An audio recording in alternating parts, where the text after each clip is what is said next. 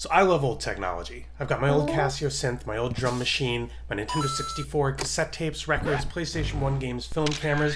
I've got a Game Boy that I use both for making chiptunes and for playing games. I think modern technology is great too, but sometimes the simplicity of old technology is charming and it's fun to go back to what used to be cutting edge, which brings us to the Tascam Portastudio 414. Before I get into it, Tascam and other companies have made 4-track cassette recorders, and I'm not going to be able to make a comprehensive, all-inclusive tutorial that's going to apply to all of them. I'm going to be talking about this one specifically, but from what I've seen, a lot of them seem pretty intuitive and similar in their kind of workflow. So with that said, hey, let's make a song on it. I'd like to do drums first, so I'm going to plug the output from the drum machine to the first line input on the Tascam, set the input to mic/line, set it to record, and drums.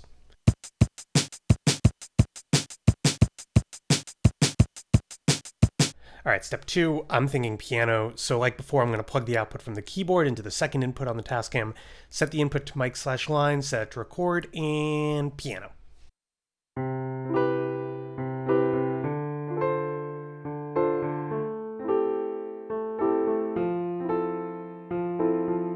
Next bass. By now I think you know the drill that I'm going to go through.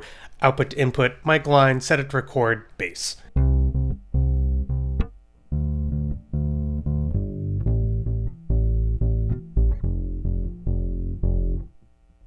And lastly, I'm going to add stylophone, input, mic line, record, stylophone, done.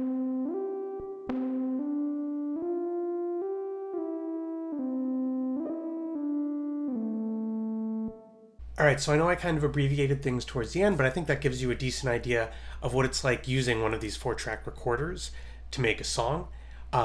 Personally, I love it. I think using physical controls to mix audio is just always going to be a little bit more satisfying and intuitive than using a computer.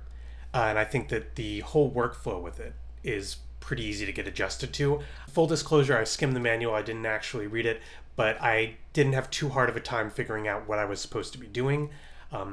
Anyway, I'm going to close by showing the track that I made with it and showing some footage of my cat. So if you enjoyed the video, be sure to leave a like, hit subscribe, and thanks so much for watching and listening. Bye.